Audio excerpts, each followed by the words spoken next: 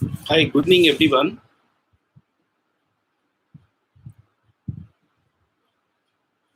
Got little late for today's class. Let us straight away start with our unknown class. Maybe late, but then this voyage should not stop. The journey should not stop.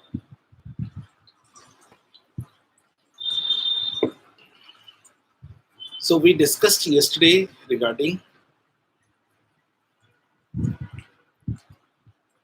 what this intelligent physician will do. This we are going to. We discussed yesterday. We discussed the whole of the aphorism 7 where we learned that how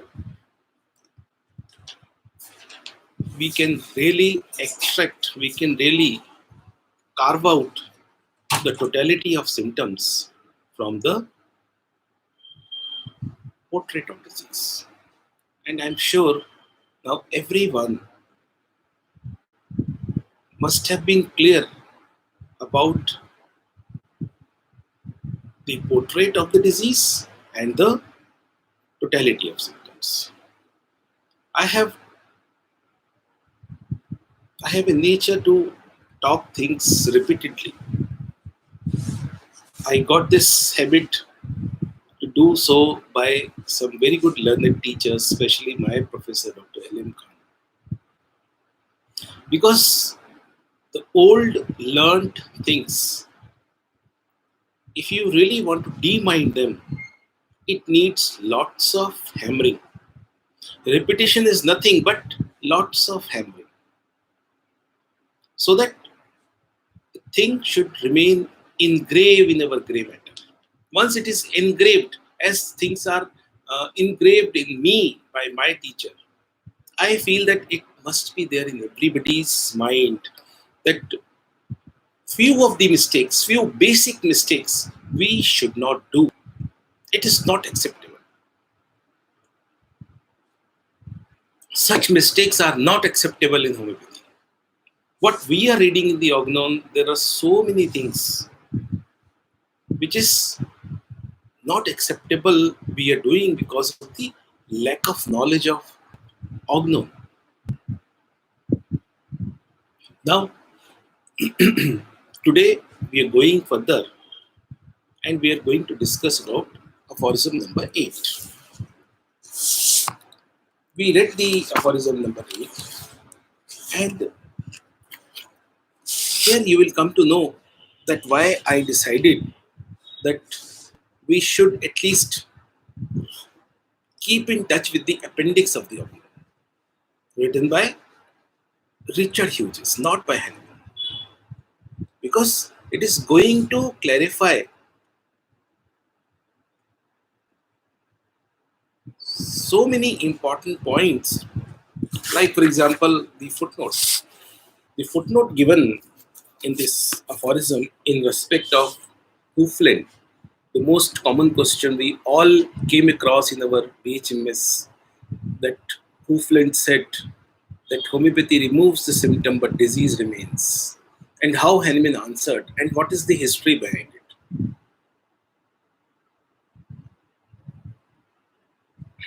If we do not go into the appendix, we may not really understand it very thoroughly. Going into every thread of this history understanding, here we really need to be going into the Richard Hale's life history of Dr. Hahnemann and theory and practice by R.E. Digen. There is one small size but thick size book by R.E. Digen.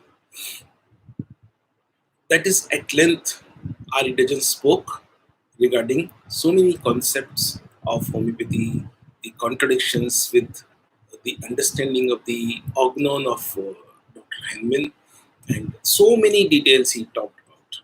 And it's a worth reading book. Every one of us should go into that. Theory and Practice of Homeopathy by R.E. Digen. Very, very important book.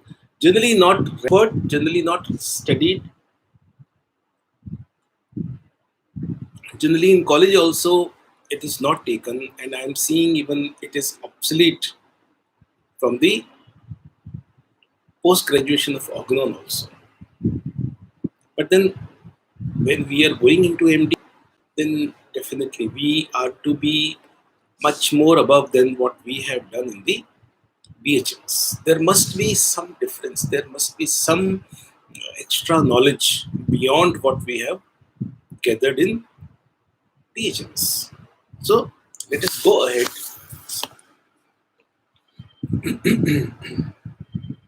Aphorism 8 says, "It is not conceivable, nor can it be proved by any experience in the world." It is not conceivable. You understand the word conceivable? Conceivable word comes from the word conceive. When we say conceive, means my mind and some knowledge both have interacted, both got merged, and then something new has developed within me. Some new understanding has come in me. Like the famous example of fallen apple uh, for the Newton. That fallen apple, when observed, Newton conceived some idea. This is the understanding about conceiving. We understand conceiving by our obstetrics knowledge. The two cells, one from the male and one from the female, that is ovum and sperm, when they join together and a zygote is formed, we simply say that conceivement has occurred. So, what is that zygote? It's a new individual, it's a new human being.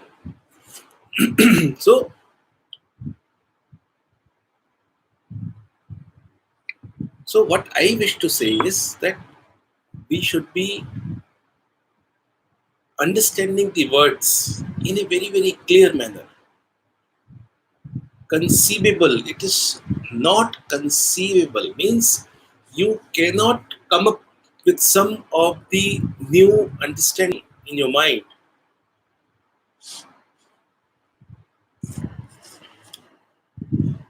One is that new idea is not occurring, nor proved by any experience in the world. One is the thought of conceiving, means the new thought. Second, the experience. And that experience is of one or two persons, no, of the whole world. That after removal of all the symptoms of the disease and of the entire collection of the perceptible phenomena, means whatever symptoms you have noted down, they all are removed. At the same time, if you find any other perceptible phenomena, that is also gone.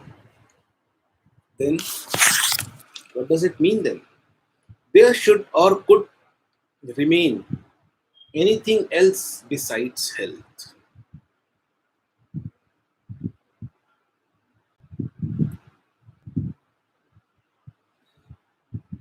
If we just change the word should and could into shall and can. When you say can, means a possibility. When you say shall, that means you have an experience. It is the same that he was talking conceivable and experience.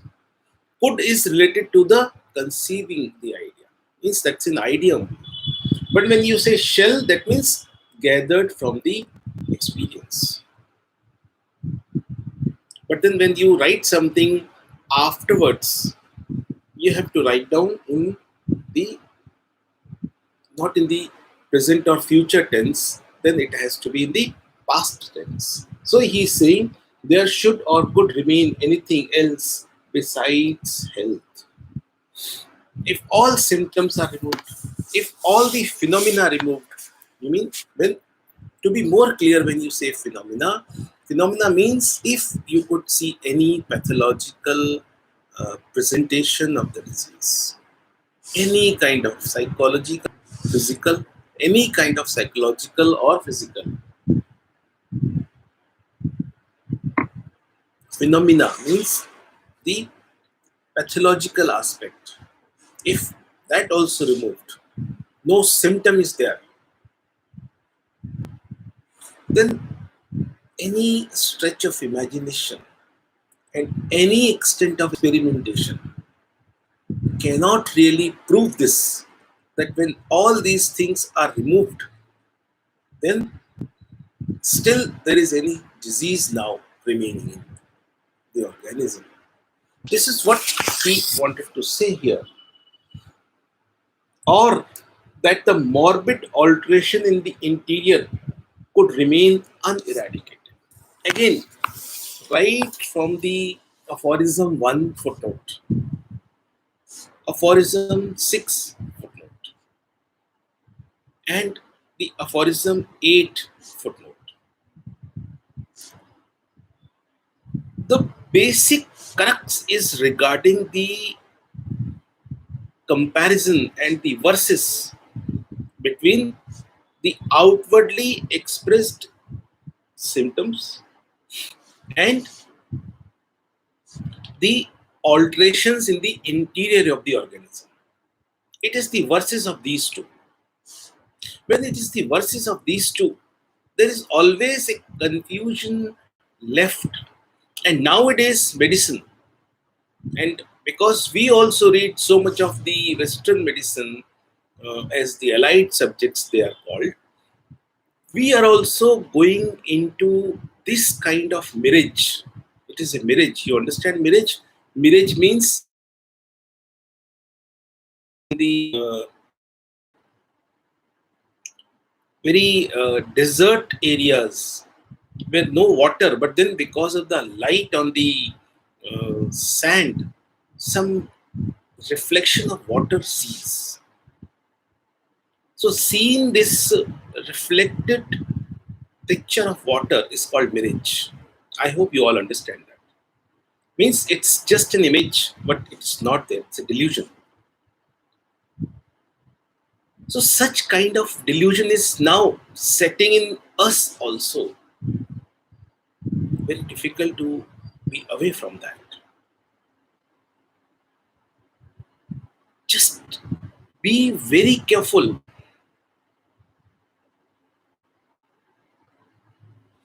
Be very careful that when, as a homeopathic doctor, I am working, I am not putting aside whatever the things inside, whatever the interior of the organism they are finding out.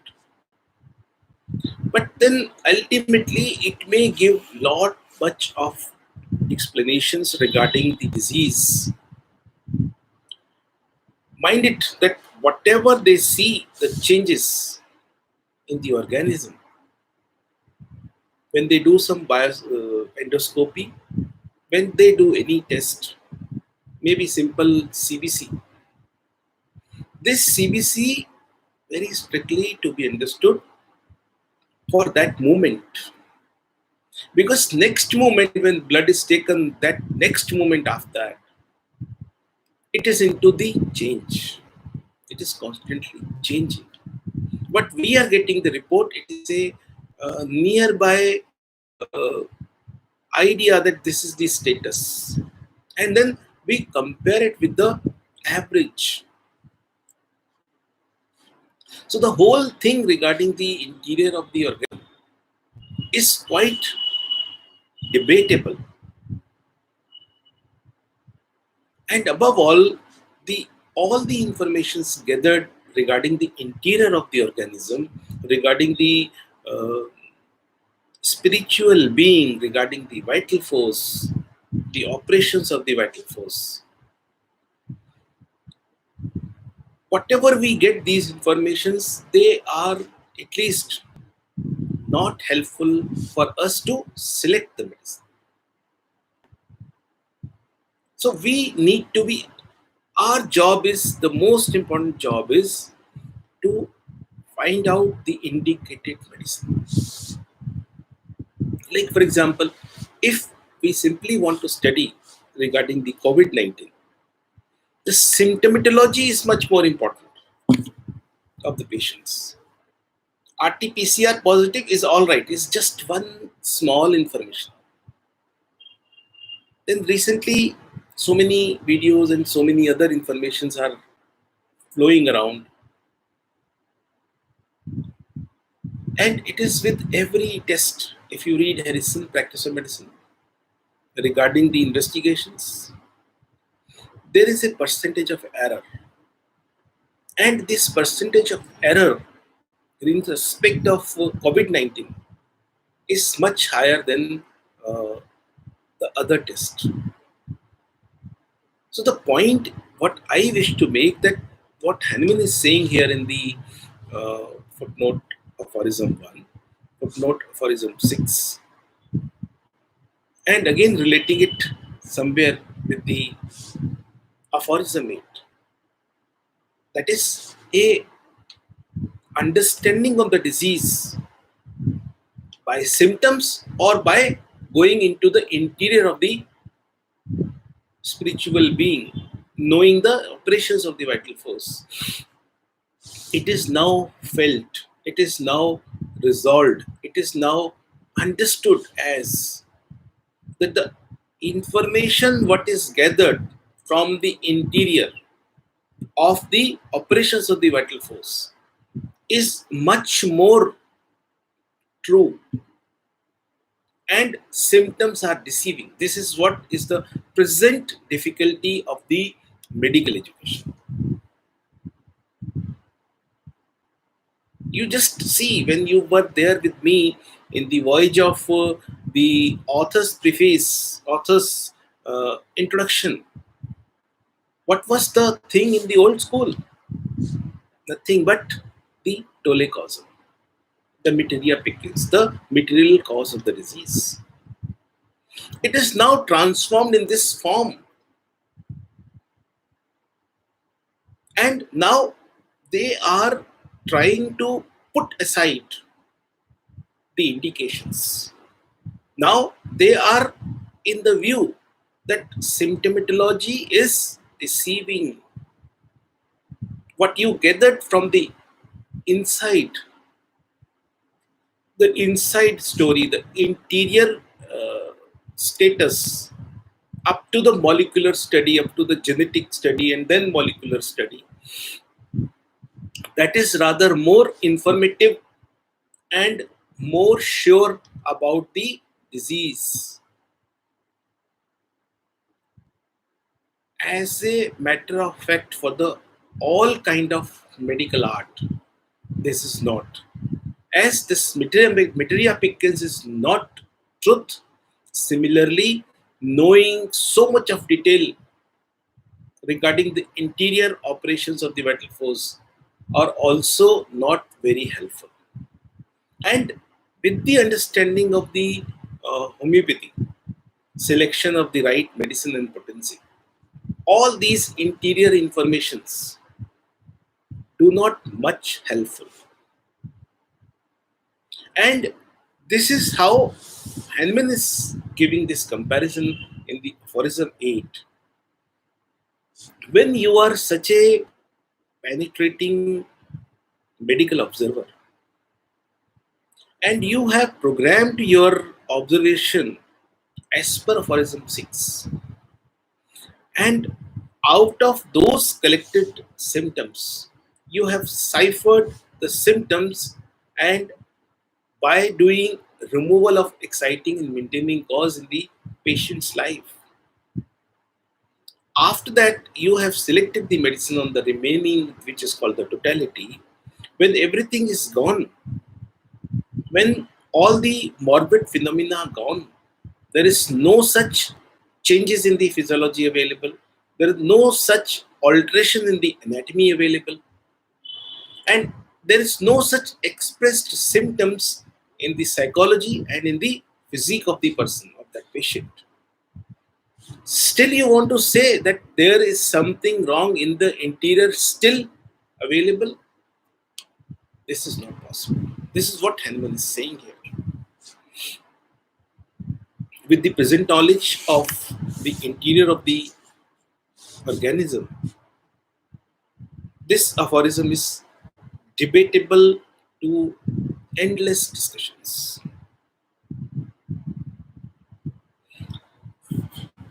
And there is only one possibility, that those who are doing MD and PhD in the organon of medicine, they should plan number of researches related to this point. There must be some correlation between the interior and the symptom. For this, as such, so many of the studies will be available. We should take out them as the basis. What is very less available and what is not much available is regarding the impact of homeopathic medicines.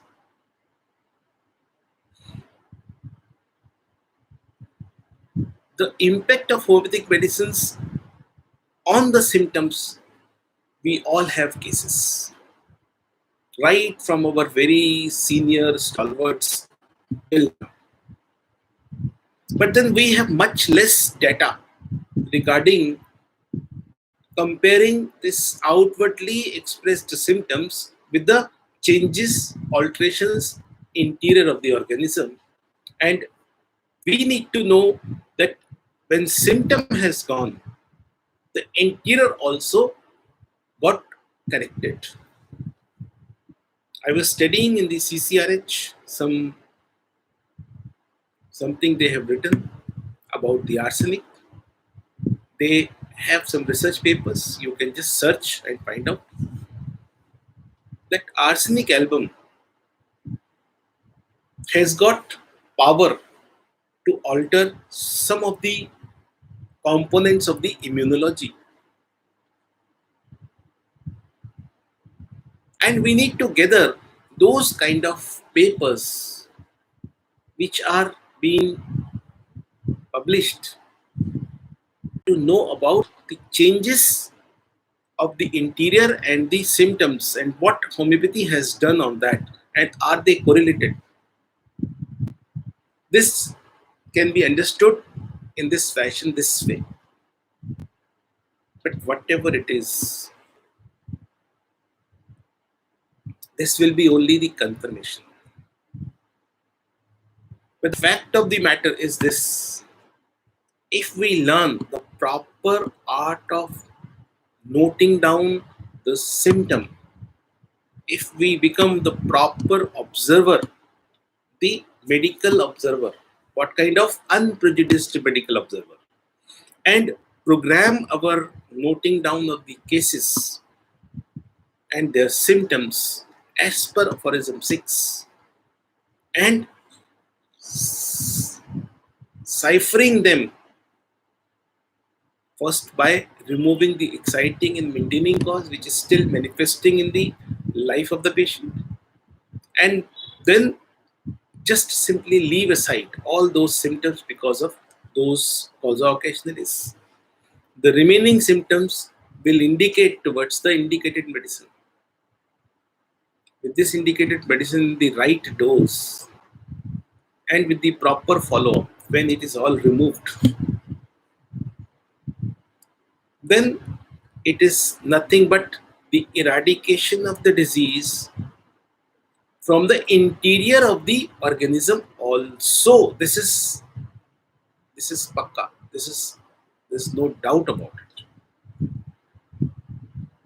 Because until and unless there is something inside, an alteration in my interior,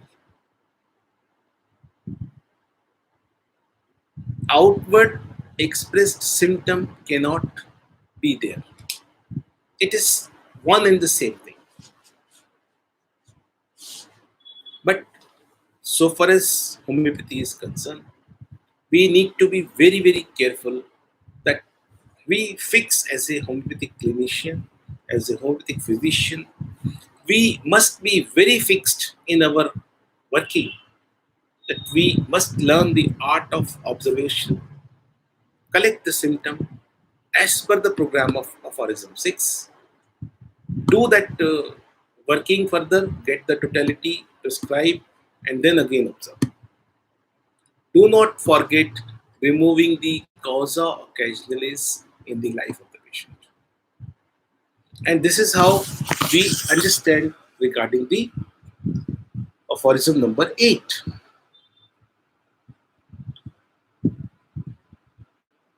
Could remain uneradicated. He used the word uneradicated. What is eradication? Can you name a disease which has been eradicated from the world? That disease is,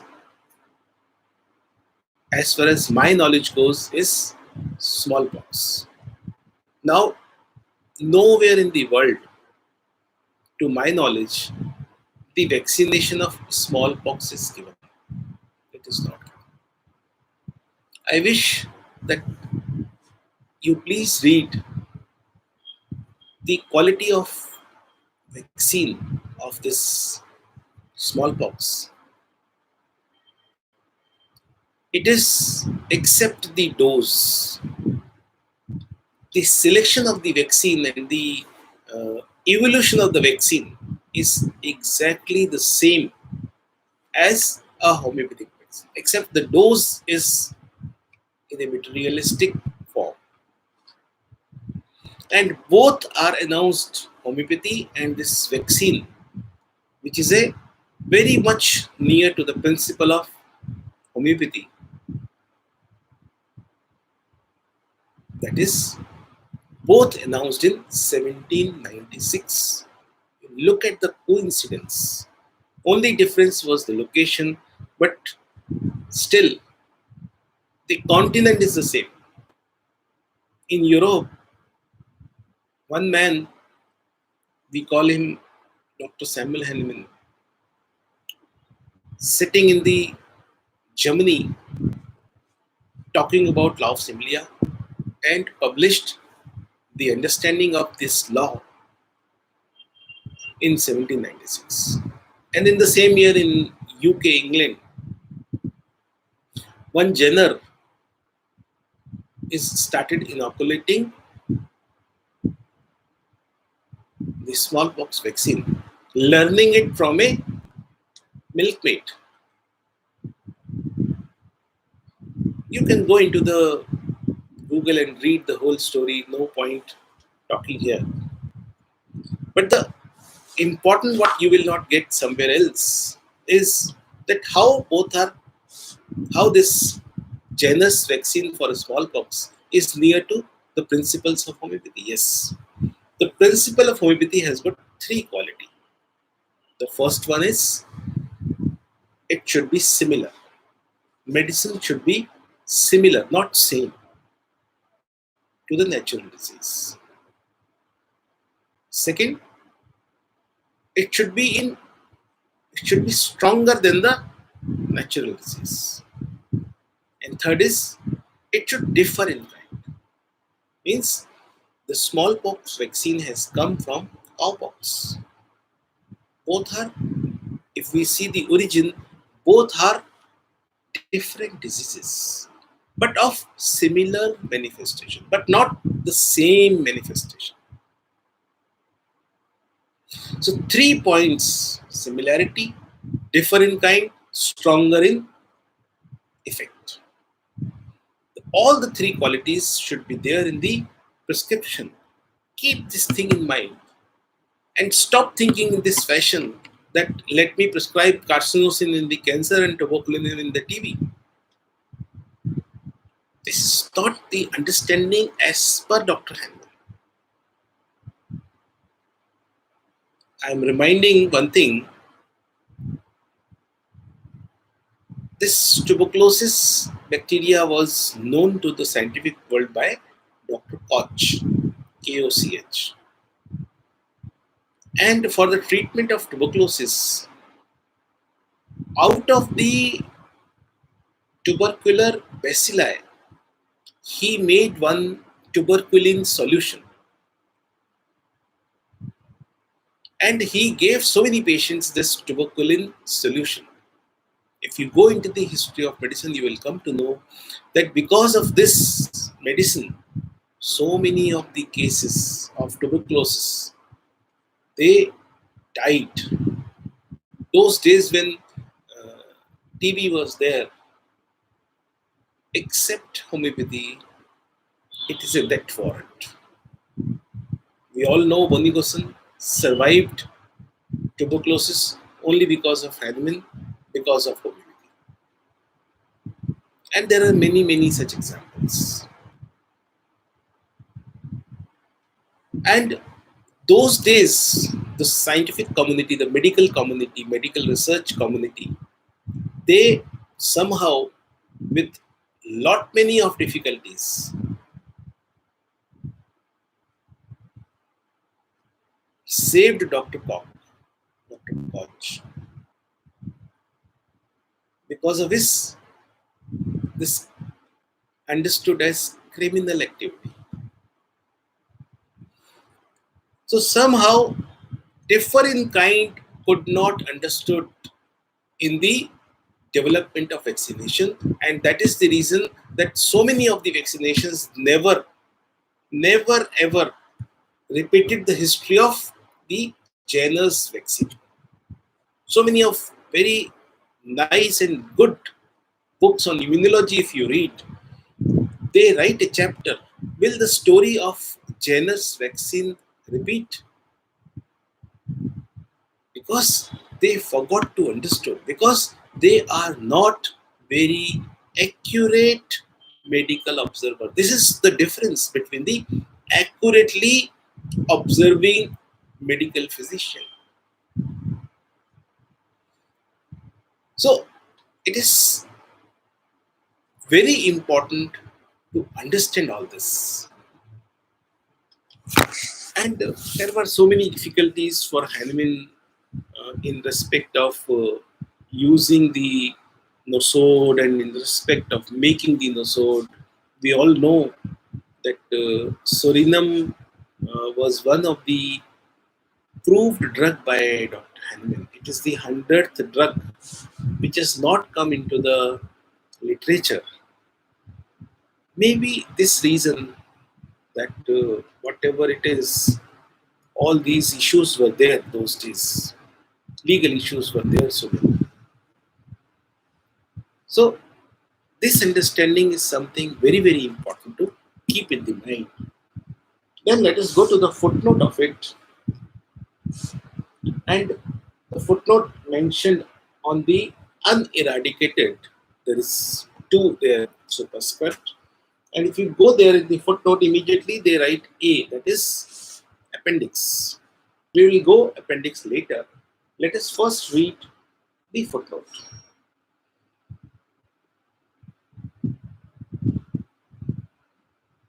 When a patient has been cured of his disease by a true physician in such a manner that no trace of disease, no morbid symptom remains, this much you understand, and all the signs of health have permanently returned.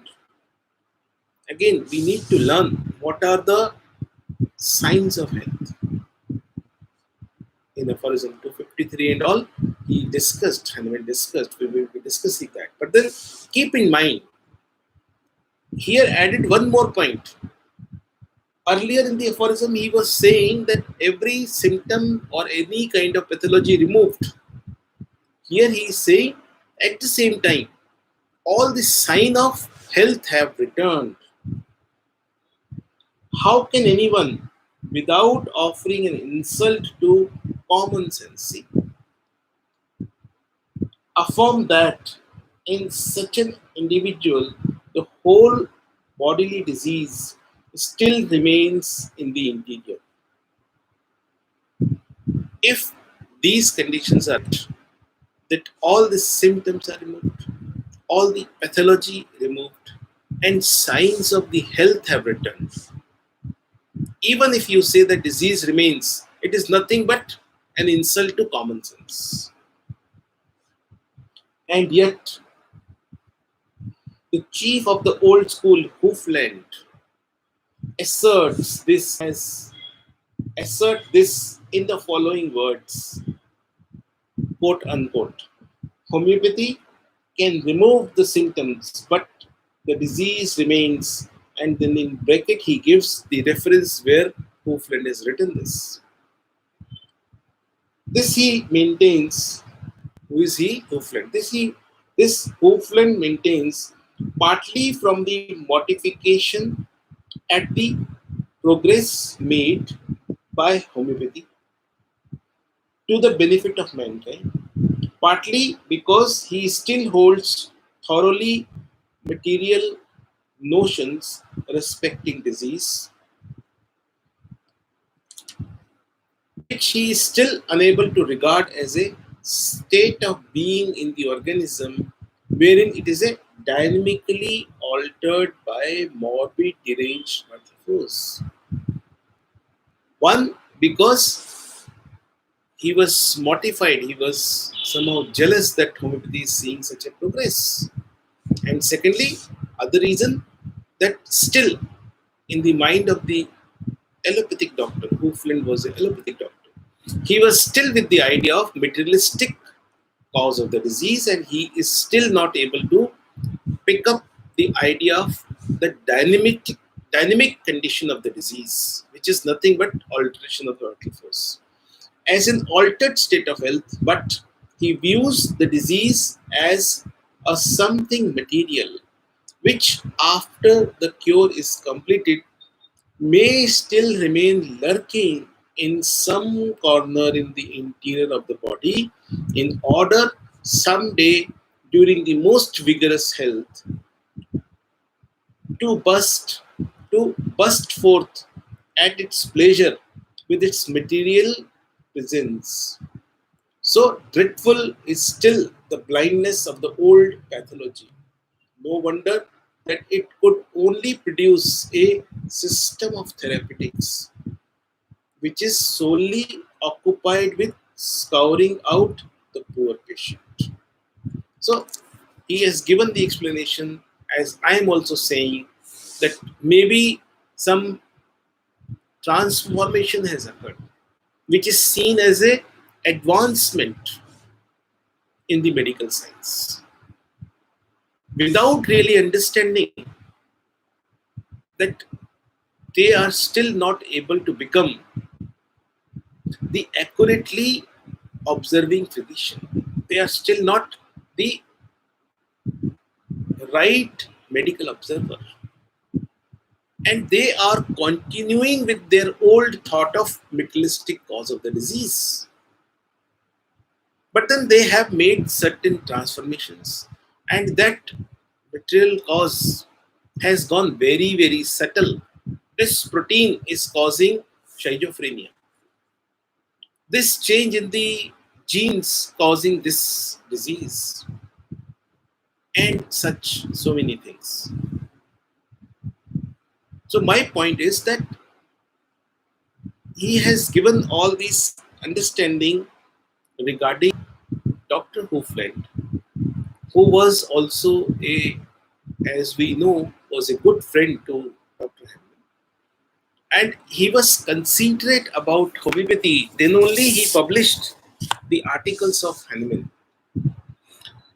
Even though the situation is this, professionally speaking, he was not very happy that homeopathy made such a progress by giving that real relief to the patients. And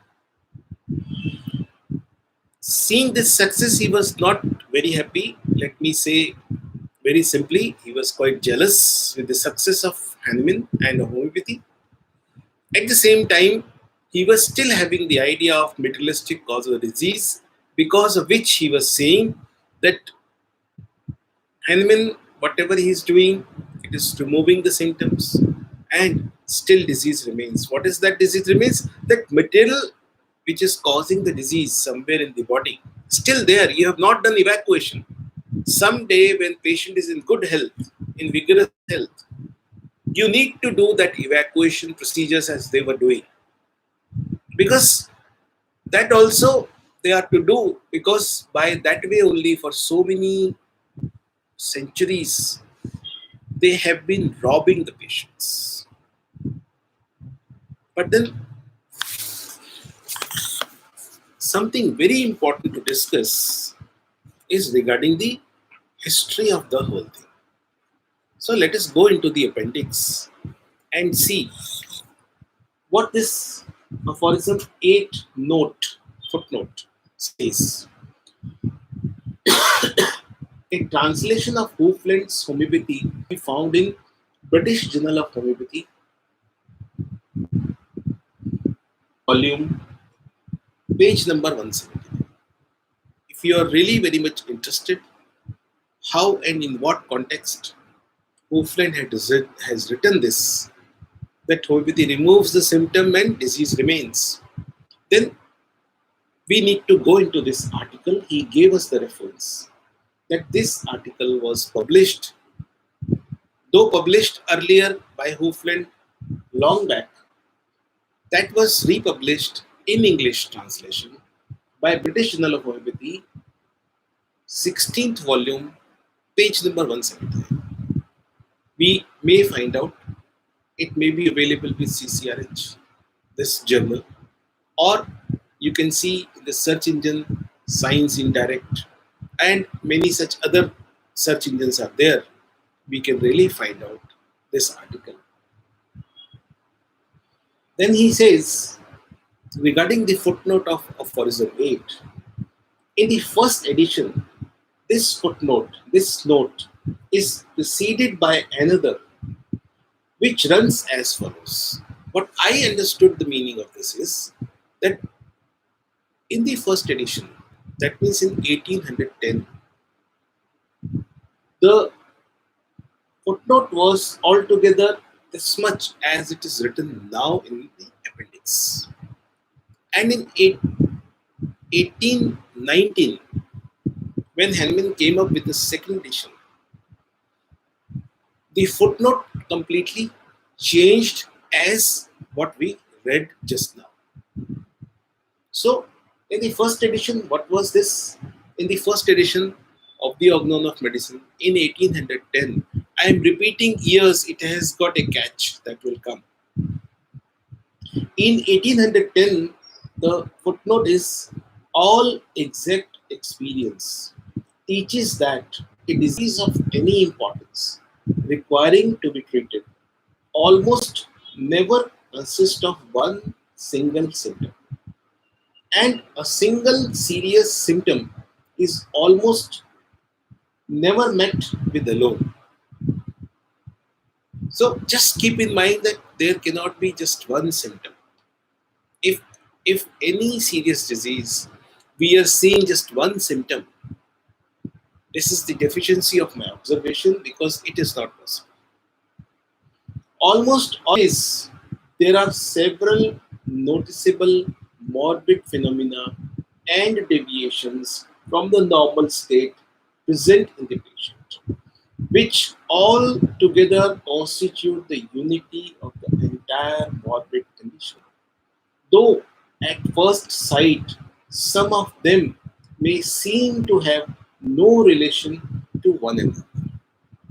Sometimes we ignore some symptoms, keeping in mind that with this one serious symptom, the rest of the other symptoms, which are noticeable but does not have any relation, and we cipher them out. But then it cannot be like this. And when says this is superficially we think, but then maybe if we analyze them properly, we will come to know that they were having rather deep relationship. Though at first sight, some of them may seem to have no relations to one another. A single slight symptom is not a disease requiring medical aid. This itself Though this paragraph of the footnote, now we are not reading in the present organelle. But then going into the appendix, this is the importance that we get such wisdom,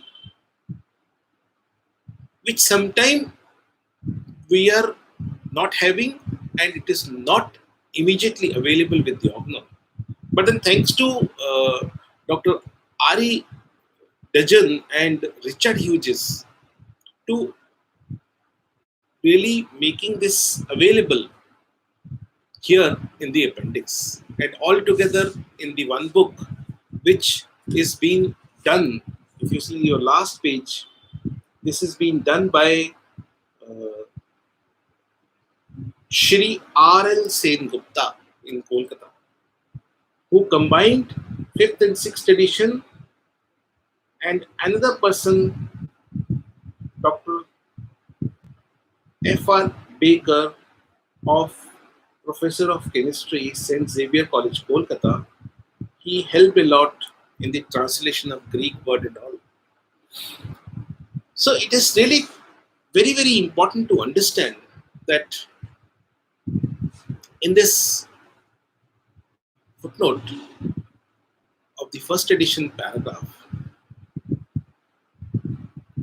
Henman says that if there is single symptom only, it is not a disease. And if it is something serious, it cannot be simple symptom. One single symptom, it cannot. You keep in mind that this is a fact. But then coming out to the understanding,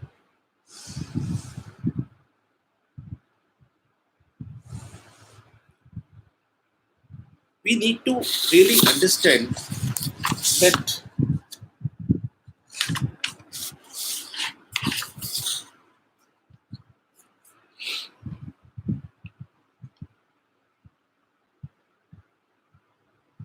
we are unable to make out exactly from the available text and the appendix and the footnote written by Henman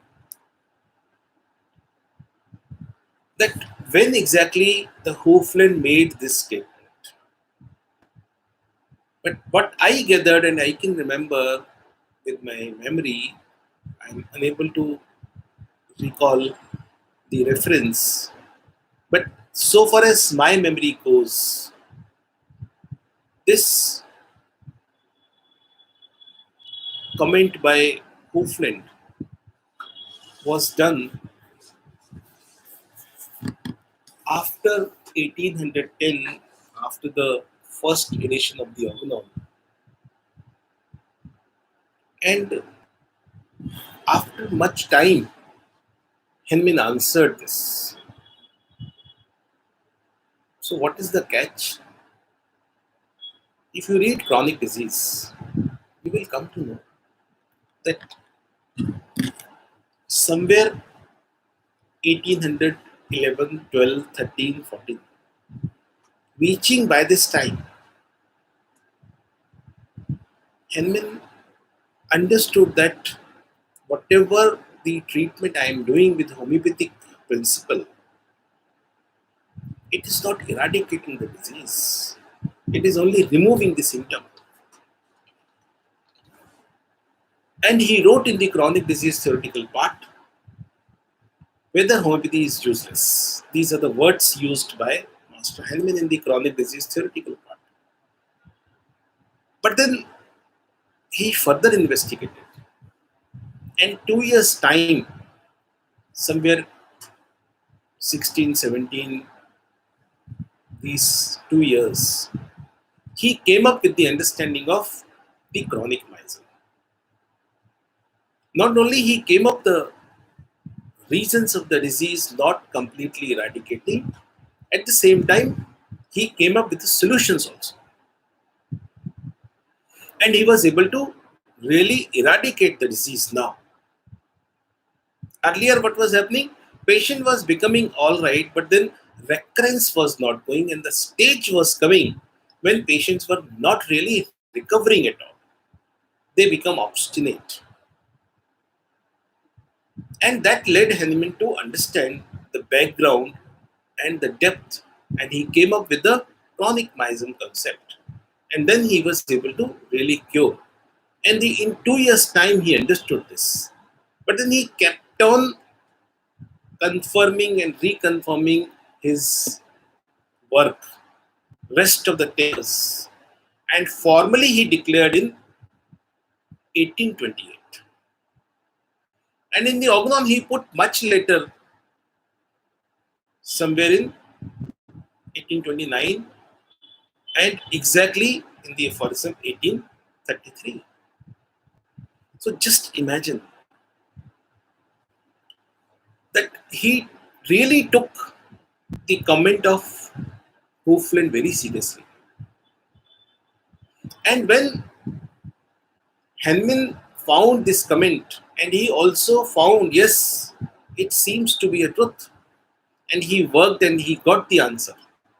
And he did the job and he was able to really eradicate the disease, really met exactly that everything as a symptom removed, and whole of the interior also got healthy, and all the signs of health has come back. Then he answered when he wrote the second edition of the Organon published in 1819.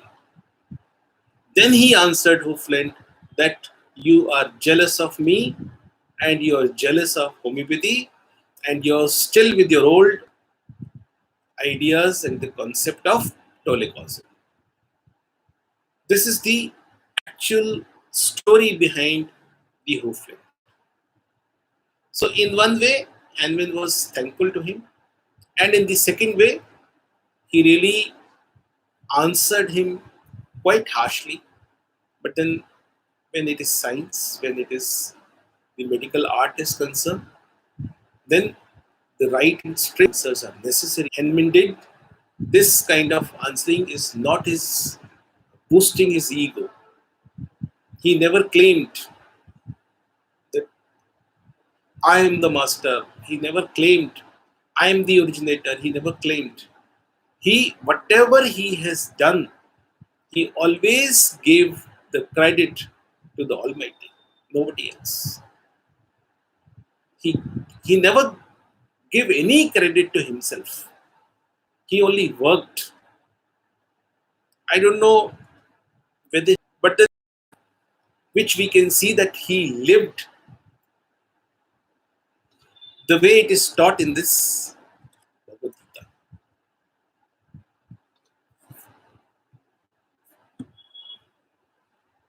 So, all we are to understand is the work of Hahnemann. Sometimes we take it lightly. Even the work of post-Hahnemannian people like Ari Dajan and Richard Hughes, we should not take them lightly.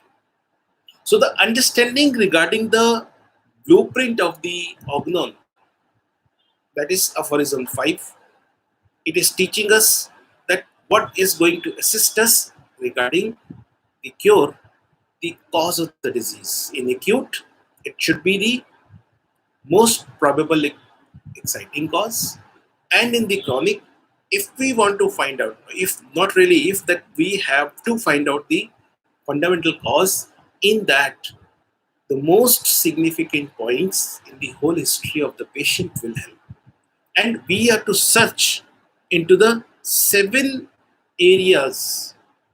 The first one is the physical constitution. Then all those points what we discussed at length in my previous lectures. And instead of going into the riddle and the fight of understanding the disease only from the investigation of the interior of the human being and symptoms are deceiving, don't get into this trap. It is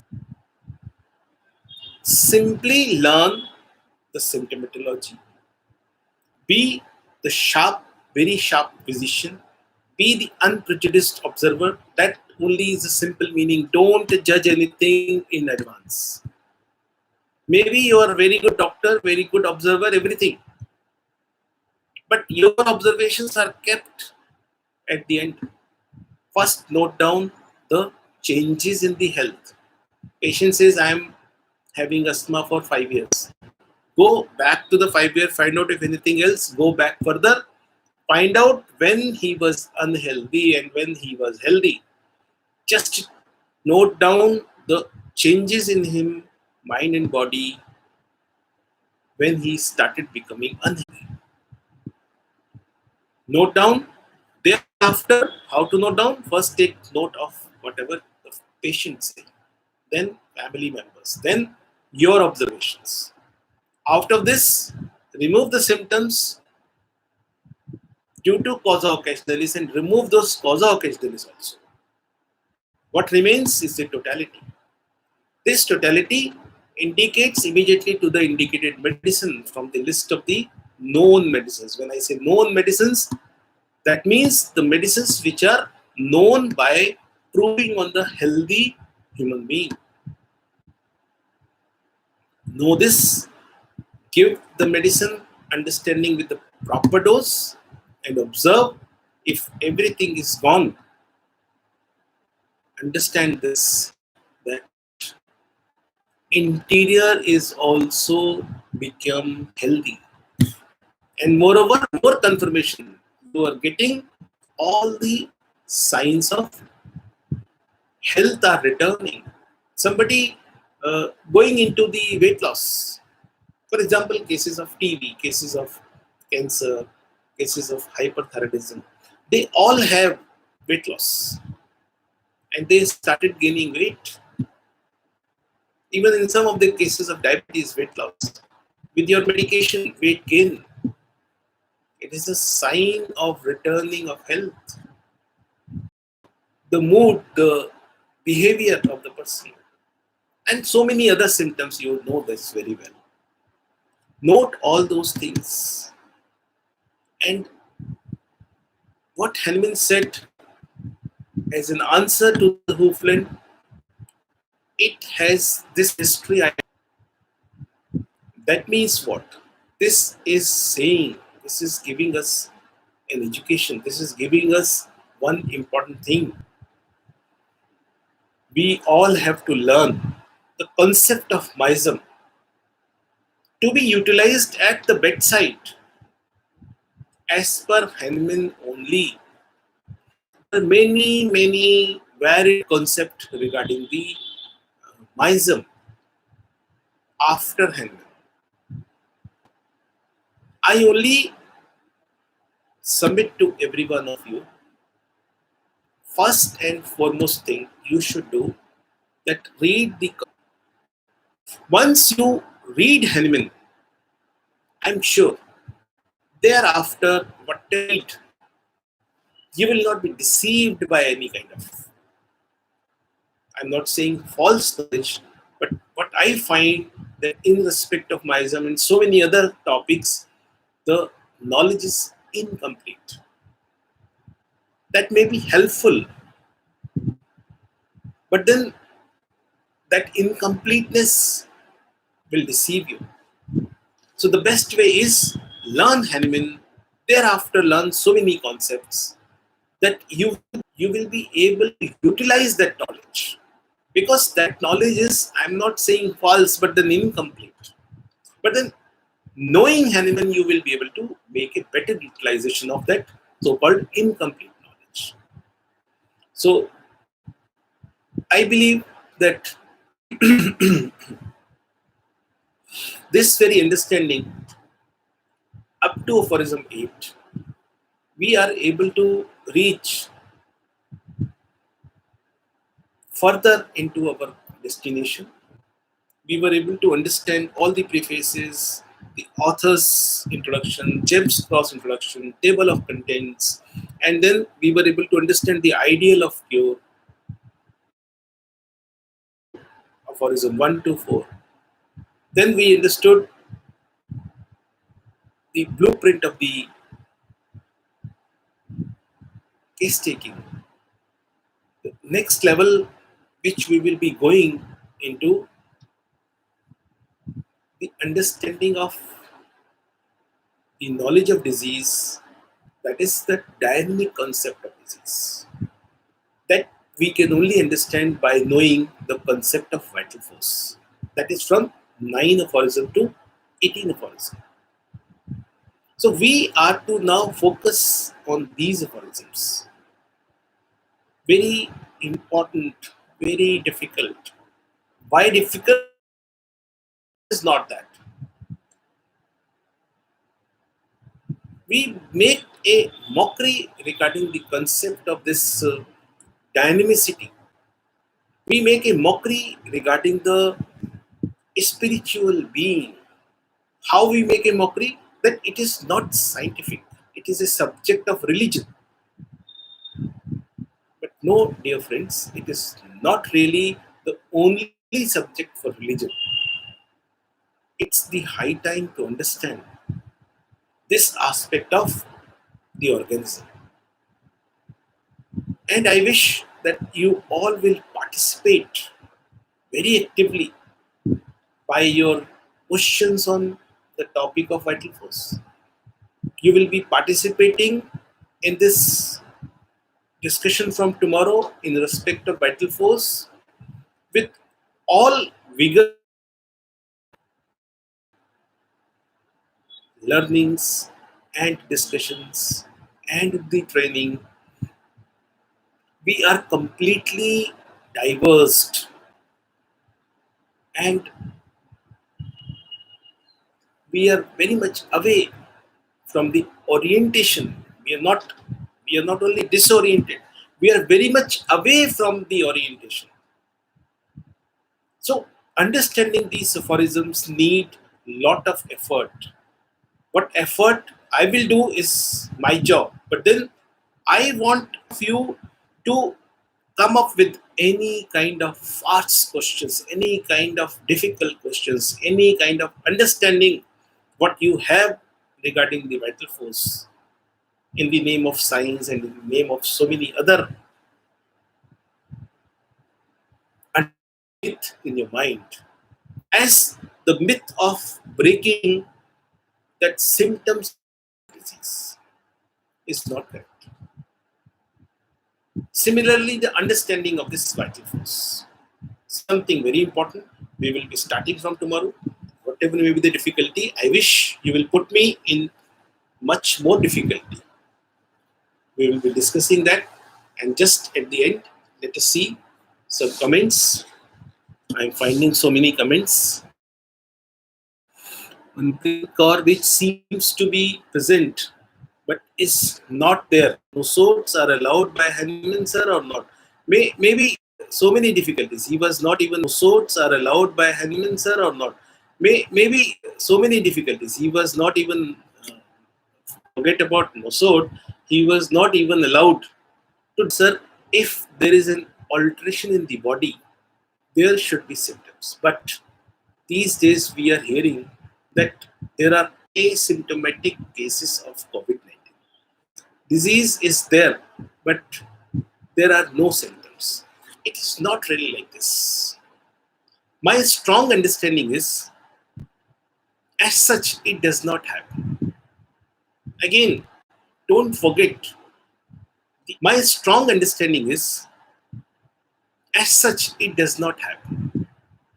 Again, don't forget the accurately observing physician. Accurately observing physician. I don't believe something like called as asymptomatic disease. Asymptomatic disease means somebody is cadaver, somebody is a dead patient. So this is not true. How I patient. So this is not true.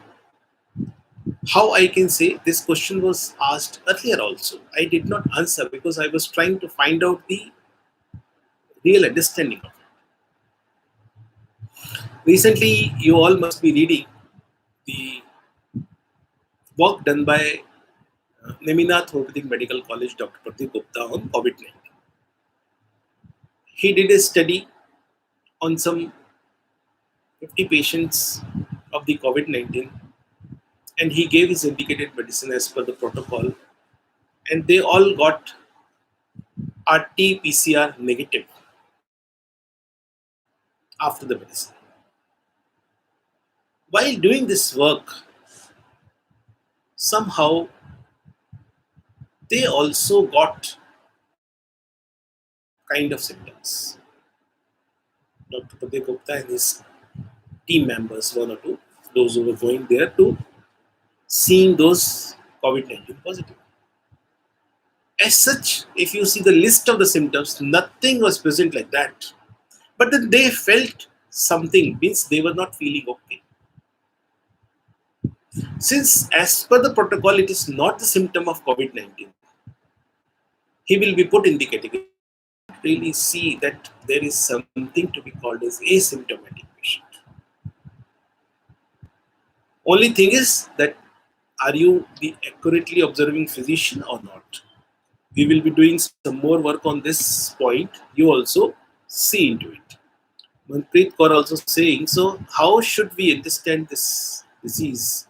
Why there is some alteration in the body, but expression of no symptom? You're presuming that, there are asymptomatic cases. That's what I'm saying. We take the words of allopathic school so seriously.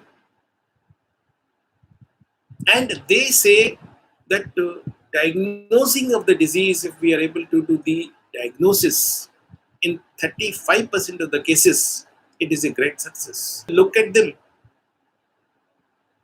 their accuracy. So stop really getting mesmerized with their work. You have seen the whole intro of the author, what kind of work and in what way they are doing. I gave you the example of Janus vaccine and could not understand till date that they are not following one point in the making of vaccination that is different in kind. They are unable to make a difference between same and similar. That first vaccine on which they were on the way of vaccination was similar disease, but they are doing it by the same disease. Koch tuberculin solution, what disaster it has done. So this is what I'm saying. You all are into this mirage that what they do is all what very, very meticulous. I told you the other day that in the cancer, the most important chemotherapy drug used is cisplatin, that is made up of platinum. Because they observed the tissue of cancer was depleting when some contact of the platina metal came into with that uh, cancerous tissue. So they got the idea and they started using it. But look at yourself, how elaborately a homeopathic doctor knows about platina. I'm not saying you start giving this platina, homeopathic platina to every cancer case. R is very clear. We go by the totality of symptoms. There are cases they respond very well. The cancer cases to arnica and so many other drugs. And one of them, platina is one of them. For them, it is the drug because they are of very, very poor understanding about the medical observation. I'm sorry to say, but then this is a fact. You check it out. So stop getting mesmerized with whatever they are saying and stop going into the delusion of the work they have been doing. Do it yourself. You have enough knowledge. So I hope you understood the point of what I am going to make, that do it yourself. Believe in yourself. Then Dr. Sushil Gupta is saying uh, pure literature only. I agree with you, Dr. Sushil Gupta, and I appreciate that you've been so regular on this live. And I appreciate in the group you also try to keep it vibrant, sending some good cases. Then Manpreet's also saying something. Okay, now I understand. Thank you so much for clearing my how they are doing work. At least go and see them. Stop going into this kind of work. At least go and see them. Stop going into this kind of depression or whatever the word you want to use. I will only say, don't feel yourself inferior. Homeopathic science is much elaborated, much specialized, and much useful science. So many patients are saying, so many patients. Now the whole world is saying. So have that courage. At least boost your ego so much that you should be seeing the doctor eye to eye. Don't look all the time to the feet of the allopathic doctor. Respect them. We have to respect each other. But then they should also respect us. We are doing very good job. We have such a good result in COVID-19 that even the pulmonologist of that FH Medical College is giving the statement on camera that these were the amazing results we observed.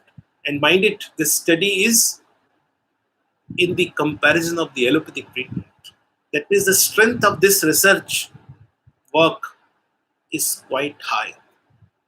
Only thing is that number is very small. So even if we were given the chance, we were given the permission to do this work on COVID-19 on some 50 or 100 patients, though it is a small size, but then it is sufficient enough to prove that after giving the indicated medicine, patient become all right, and at the same time, they did RT-PCR test before the treatment and after the treatment. And after the treatment, they did the test in 1 week. And they found all are negative. All are negative. It is not that one is positive. It is such a wonderful result. It's really a celebrating thanks to Dr. Pradeep Gupta and his courage and his effort, untiring effort he has done. So appreciating him, and I wish that after listening me today, you will be really going into the understanding of this marriage regarding the symptoms are misleading and interior is the truth. Make it opposite. And secondly, having this sense that what they say are the Akashvani, are the words from the heaven. No, it's not. You do your job, you know it better, right? Thank you so much, everyone. I appreciate that you have been connecting every day at this time and tuned to now. I hope we will be studying about the